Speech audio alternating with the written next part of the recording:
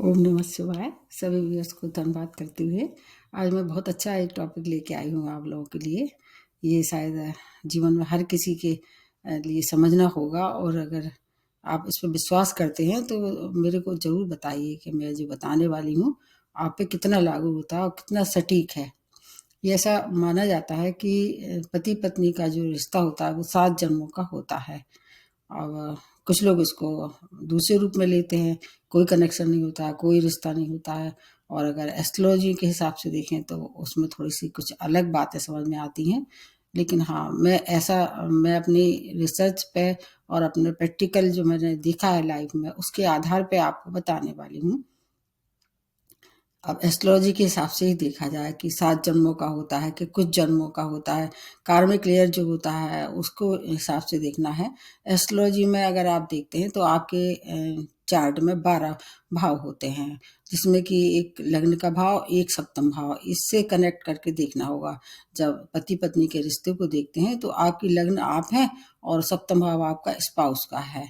इनको देखना चाहिए। आपको प्रथम मतलब एक दूसरे के बिल्कुल अपोजिट है ये, मतलब एक पूरब तो दूसरा पश्चिम, ऐसे मान के चलो। मतलब वो नेटल चार्ट के हिसाब से नहीं बता रहे हैं, मैं बता रही हूँ कि दोनों की दिशाएं बिल्कुल कैसी होती हैं, विपरीत होते हैं। अब ऐसे ही अगर दूसरे रूप में इसको देखा जाए तो दो अलग अलग घरों के जीव होते हैं और वो आपको किसी भी तरह से आकर्षित करते हैं, या आप या तो स्वयं आकर्षित होते हैं। अगर आपका कहीं कोई कार्मिक कनेक्शन पहले से बना हुआ है तो स्वयं आप अपने मतलब प्रेम के मतलब उसके प्रेम में पड़ के उसको चूज़ कर लेते हैं। कई बार ऐसा होता है कि आपकी अरेंज मैरिज होती है, आपने कभी ऐसा सोचा होगा या कभी ऐसा आपके मन में विचार तो निश्चित आया होगा कि वही व्यक्ति क्यों आपके जीवन में आता है बार-बार, चाहे प्रेम के रूप में, चाहे अरेंज मैरिज के रूप में।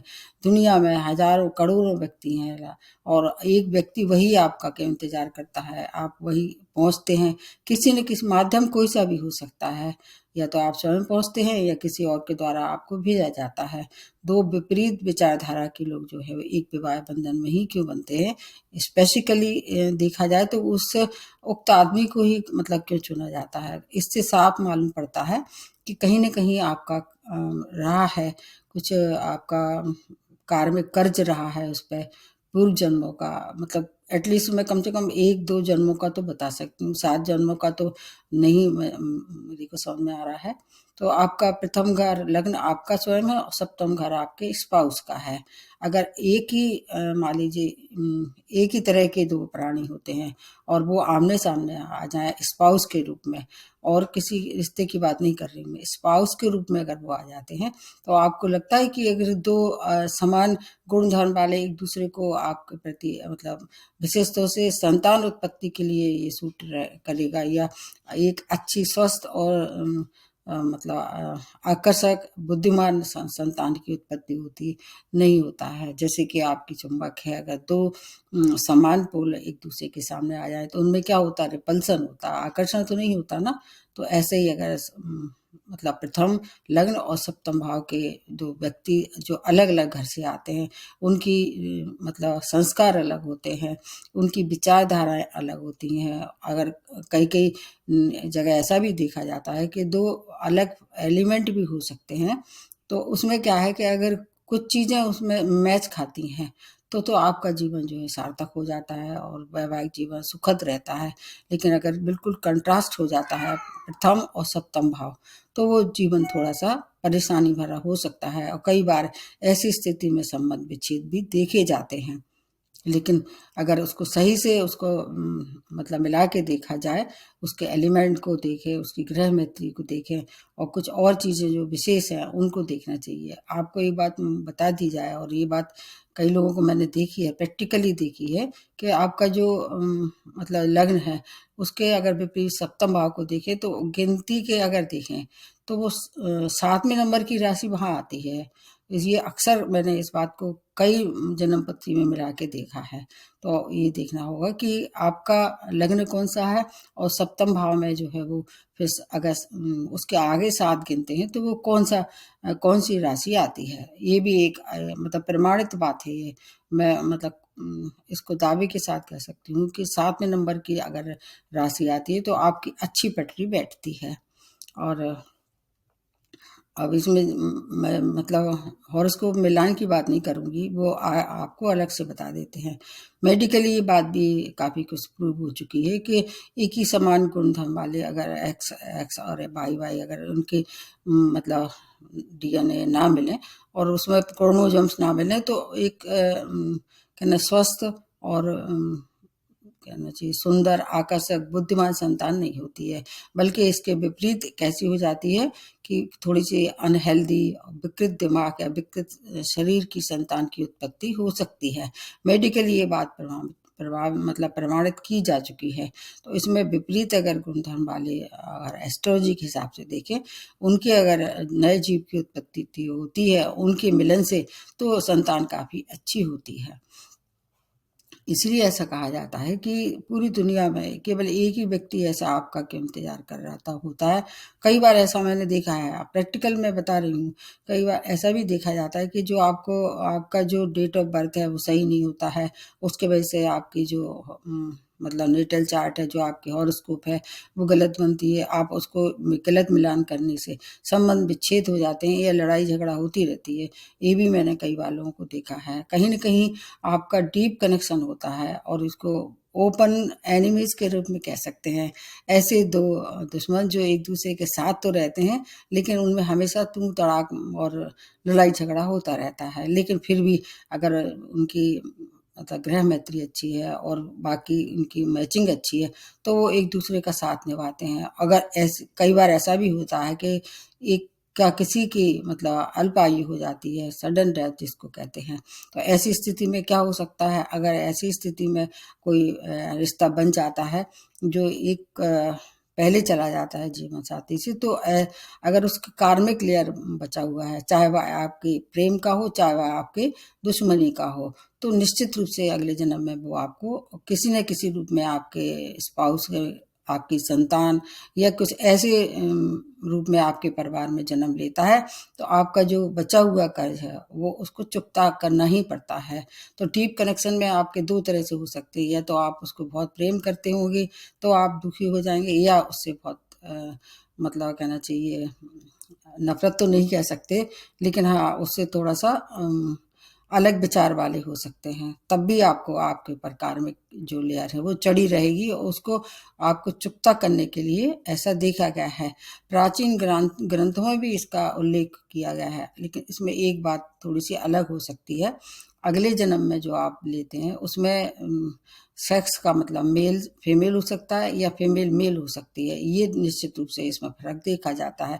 इसका मतलब कई जगह प्राचीन आपने देखा होगा ग्रंथों में इसका उल्लेख भी है कि लोग जन्म-जन्म तक एक-दूसरे के साथ निभाने के लिए आते हैं, वेट करते हैं, इंतज़ार करते हैं, और अगर एक-दूसरे से कहीं-कहीं डीप कनेक्शन है तो मतलब कई जन्मों तक एक-दूसरे का साथ देते हैं। अब परिवार में भी उसका साथ हो सकता है, जैसे संतान के रूप में हो सकता है, भाई-बहनों के रूप में हो सकता है। यहाँ मैं केवल स्पाउस की बात कर रही हूँ, इसलिए उसको ज़्यादा अलग तरह से नहीं देखूँगी।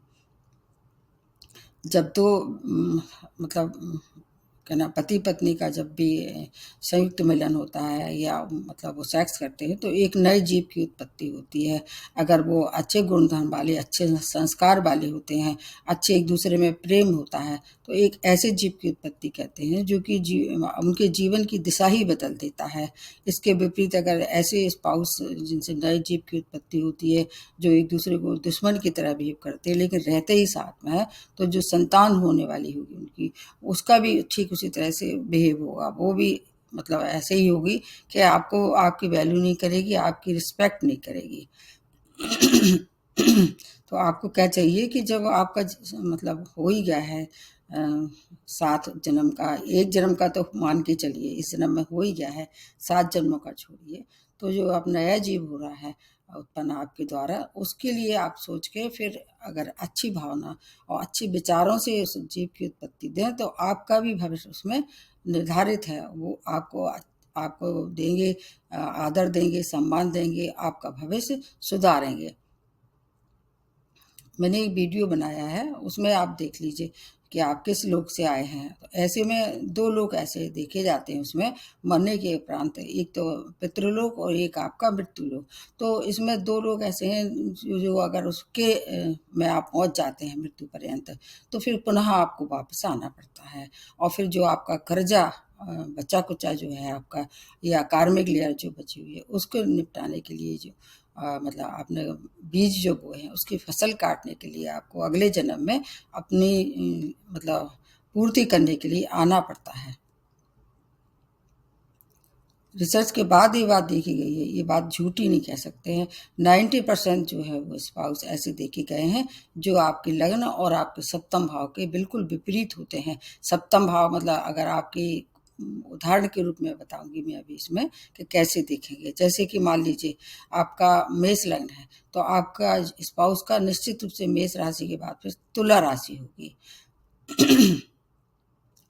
इसके अलावा जैसे मान लीजिए आपकी वृषभ राशि है, तो आपकी इसके विपरीत क्या होगी, वृश्चिक राशि होगी। अगर आपकी मिथुन लग्न है, मिथुन राशि है, तो आपके इसके विपरीत धनु होगी। अगर आप कर्क लग्न के या कर्क राशि के हैं, तो इसके विपरीत आपके जीवन साथी का फिर कर्क होगा। और सिंह का है तो कुंभ होगा, और कन्या का हो तो मीन होगा। और फिर तुला के बाद फिर प्रारंभ कर लीजिए, तो अगर आपका तुला है तो फिर आपके स्पाउस का मेष होगा। ऐसा ही देखा गया है और ये साबित भी हुआ है कई बार। मतलब आपको देखना पड़ेगा अपनी स्वयं की नेटल चार्ट, अपनी जो स्पाउस है उनकी नेटल चार्ट को देख के फिर सही आपको और इस पे विश्वास कर सकते हैं आप। और पूर्व जन्म का संबंध आपके किससे होता है, 5th हाउस से भी होता है। 5th हाउस का संबंध मतलब किससे के 5th हाउस में आपके कैसे कर्म किए हैं, आप धर्म कर्म में थे या आपने किसी चीज़ का दुरुपयोग किया है, आप में प्रेम था या आपकी ईर्ष्या थी, या किस तरह से आप एक दूसरे को पसंद करते थे, इसका अगर देखना है तो 5th हाउस से उसको देखना चाहिए। और इसके साथ साथ राहु और केतु ये 2 ऐसे ग्रह हैं जो कि बताते हैं कि आप पूर्व जन्म में आपने क्या किया था, पूर्व जन्म में आप धर्म कर्म में थे। राहु केतु की विशेष तौर से इनकी भूमिका होती है ये बताने की कि आप असंतुष्ट थे, खुश थे, या आप दुखी थे, या मतलब आपका जीवन कैसा रहा है पूर्व जन्म में, उसको मिला के अगर आप और देख लेंगे तो सही मालूम पड़ जाएगा।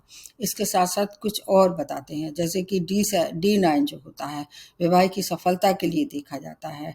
D9 का सप्तम भाव और आपकी लग्न, और D1 का आपका लग्न और उसके बाद सप्तम भाव, ये भी देख के फिर अनुमान लगाया जा सकता है कितना आपके लिए सुखद रहने वाला है आपका जीवन। इसके अतिरिक्त एक और चार्ट देखते हैं, एक और आपको देखना पड़ेगा, D60 देखते हैं।